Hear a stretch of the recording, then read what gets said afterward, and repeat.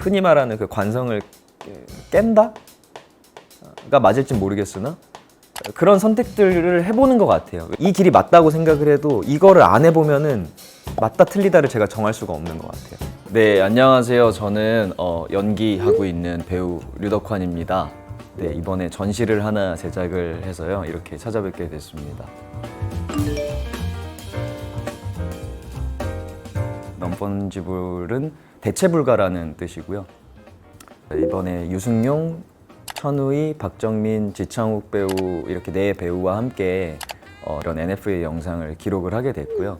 온라인을 공개로 하는 게 아니라 오프라인을 통해서 관객분들과 조금 더 가깝게 만나고 싶어서 전시라는 어떤 장르를 선택을 하게 됐고요. 고민을 해보니까 저의 모든 생각들은 다 타인한테 가 있더라고요. 예를 들어 제 고민이 있어도 제 고민을 말해본 적도 없고, 친구들을 만나면 야 요즘에 뉴스 봤어? 야 요즘에 그 전시 봤어? 그 영화 봤어? 야 걔 누구랑 사귄대. 다 타인에 대한 얘기더라고요. 그래서 제 얘기를 할 수 있는 어떤 지점들이나 시간들이 없었던 거? 그러면 나를 기록할 수 있는 잠깐의 시간이 필요하지 않을까? 라고 생각을 해서 처음에 이 전시를 이제 시작하게 됐고, 많은 배우분들을 만나면서 이 배우들이 나랑 같은 결핍을 갖고 있구나 라고 확신이 들어서 한 달 동안 배우들의 인터뷰를 제가 편집을 하면서 제가 답해보고 있더라고요. 배우들이 이렇게 대답한 걸 보면서 쟤는 저렇게 생각했구나. 나는 사실 이렇게 생각했기도 했었었는데 라는 걸 보면서 어쩌면 이게 관객들도 이러지 않을까? 그러니까 관객분들도 자신의 이야기를 하고 싶지 않을까? 그리고 그 기회가 없으니 좀 부끄럽더라도 한번 해보는 건 어떨까? 라고 생각을 해서 관객들이 참여할 수 있는 그 인터뷰 참여존을 저희가 프로그램을 개발을 해서 전시에서 이제 선보이게 된 거죠. 한 3,200분 정도가 이제 참여를 해주셔서 그걸 하나하나 다 봤는데 보는 데만 한 달 걸리더라고요. 근데 너무너무 제가 쓰고 싶었던 영상이 하나 있었는데, 질문이 최근에 당신이 행복했던 기억이 언젠가요? 라는 질문이었는데 이분이 1분 동안 아무 대답도 안 하시더라고요. 그러다가 한 20초 정도 지났을 때 갑자기 펑펑 우셨어요. 엉엉 그냥 우시더라고요. 그래서 영상이 끝날 때쯤에 딱 한마디를 하시더라고요. 없어요 라고 하시더라고요. 이 사람이 그 1분 동안 자신을 계속 돌아보고 찾아보고 했는데 정말 없다고 생각이 드셨던 것 같아요. 그리고 진솔한 그 한마디 없어요가 굉장한 큰 용기라고 생각을 했어요. 왜냐면 본인이 촬영이 되고 있는 걸 아셨을 텐데 그 영상이 그분한테 어떤 의미를 줄지는 잘 모르겠으나 그 영상의 기록은 저한테 엄청난 큰 용기를 줬고, 내가 이 작업을 하는데 가장 큰 의미를 부여할 수 있는 원동력이 될 수 있는 하나의 영상이었다. 5살 때 제가 엄청 숫기가 없었대요. 그냥 길 가다가 막 어른들이 막 예쁘다 이렇게 만지려고 막 토하고 막 그랬대요. 어머니 말씀으로. 그래서 어머니가 너무 걱정이 되셔서 주변에 이제 연극학원을 보내셨고, 소극장에서 이제 연기를 처음 시작했고, 그게 이제 제가 처음으로 했던 연극이 벌거숭이 임금님이었고, 근데 어머니가 너무 신기할 정도로 제가 거기서 형들이랑 엄청 재밌게 놀고 있더래요. 그게 이제 시작이었던 것 같고요. 그러다가 이제 중학교 3학년 때 묻지마 패밀리라는 작품, 내 나이키라는 영화를 이제 찍으면서 장진 감독님을 처음 만났고, 그때 처음으로 느꼈어요. 나 이거 좀 오래 하고 싶다. 그리고 내가 직업이라는 걸 가져볼 수 있겠다라고 처음으로 생각을 했던 것 같아요. 그 엔딩 크레딧을 보면서 나 이거 한 번만 더 느껴보고 싶다. 근데 답은 이미 알고 있어요. 다시는 못 느낄 걸 알고 있거든요. 근데 어떤 그 희망 하나로 계속 연기를 하고 있는 것 같고, 지금까지 하고 있는 것 같아요. 그런 생각도 한 적이 있어요. 내가 덕환이라고 불린 적이 있었나? 라는. 그러니까 야! 아니면 야 아역 데리고 와. 거의 그런 거였거든요. 그리고 뭐 아역 배우가 못 울 수도 있잖아요. 근데 어떤 친구가 못 울었는데 이제 바로 이제 이렇게 여기를 이렇게 하시더라고요. 엉엉 야 찍어. 너무 사실 지금 생각하면 충격인데 사실 그때는 그것밖에 없었어요. 아 나도 못 울면 맞을 수 있겠구나. 지금 생각해 보면 소품이랑 다를 게 없었다라는 느낌. 그런 여러 가지 어떤 상황들이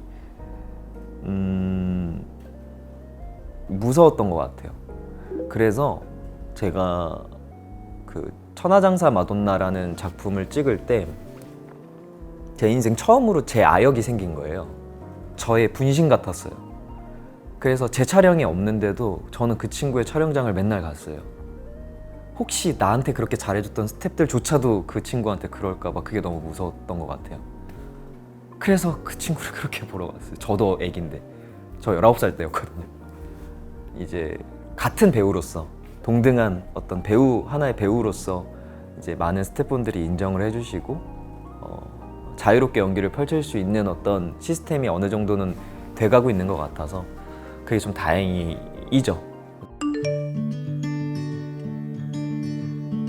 흔히 말하는 그 관성을 깬다가 맞을진 모르겠으나 그런 선택들을 해보는 것 같아요. 제가 이제 당겨지는 것 자체, 그리고 내가 어딘가로 정해진 길로 가고 있는 것 자체가 되게 실증이 나고 이 길이 맞다고 생각을 해도 이거를 안 해보면은 맞다 틀리다를 제가 정할 수가 없는 것 같아요.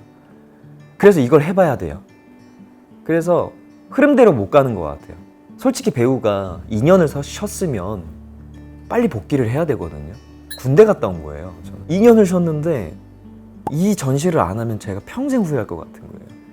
저의 길은 사실은 정해져 있었고 저는 빨리 복귀를 해야 되고 연기라는 배우로서 관객들한테 저의 연기자로서의 모습을 더 많이 보여드렸어야 되는 선택을 해야 하는 걸 저는 알면서도 그 관성을 자꾸 깨려고 했던 거죠. 자꾸 다른 데를 한번 찔러보고 싶은 거.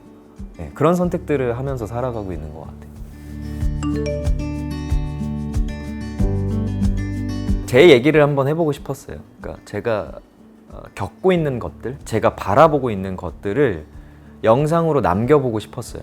그게 어떤 식으로 표현이 되든 저의 의미가 투영이 되고 있는 거, 내가 저 영화를 찍었을 때 내가 바라보고 있던 시각이 이랬구나 라는 게 계속해서 기록이 되는 거, 그 의미가 담기는 거, 그런 것 때문에 사실은 단편 영화를 찍어봤던 것 같고, 단편의 매력은 저는 다 표현해야 된다고 생각해요. 눈치 볼 필요 없고요. 제가 일부러 막 영화제 같은 데도 많이 안 내고 막 그랬거든요. 근데 그 이유가 평가받고 싶지 않았어요. 제 본 직업을 가지고 뭔가 평가받고 뭐 이런 거는 얼마든지 제가 견딜 수 있는데 내가 그냥 해보고 싶은 거, 내가 좋아하는 거, 내가 나를 표현할 수 있는 어떤 다른 어떤 무언가가 있어서 해본 어떤 이 단편이 그렇게 평가가 되고 나한테 뭔가 스트레스를 주고 나를 기죽이고 이러면 안 된다고 생각을 해요. 별로 다른 건 없는 것 같아요. 크게 유덕환이라는 어떤 이름이 박히는 순간 저는 이제 안 변하는 것 같고 사람을 대하는 태도는 좀 바뀌겠죠. 배우는 답을 혼자 내려야 되거든요. 그리고 누가 뭐라고 하든 그 답이 무조건 맞다고 생각하고 몰고 나가야 돼요. 그러니까 연출 같은 경우는 다양한 생각들이 존재하고 정말 다양한 것들을 바라보면서 명확한 지시를 내리고 명확하게 내가 지금 완성하고자 하는 작품을 이끌어줄 수 있게 이 스태프들한테 도움을 요청해야 되고 명확하게 지시를 내려줘야 되는 것 같아요. 근데 제가 이번에 전시를 하면서 이 디렉터라는 개념은 너무 다양한 또 다른 부분을 볼 수밖에 없었어요. 명확하게 얘기를 해도 문제가 생기고 애매하게 얘기를 해도 문제가 생기고 타인의 생각을 존중해서 얘기를 해도 문제가 생겨요. 어떻게 보면 되게 복합적인 부분들이 있는 것 같아요. 저도 명확하게 디렉터가 뭐다, 기획자가 뭐다라고 얘기할 수는 없겠지만 어쨌든 기획자 류덕환이라는 사람은 이런 방법으로 선택을 하면서 경험을 하고 있는 것 같아요. 천만 영화 배우 vs 천만 영화 감독.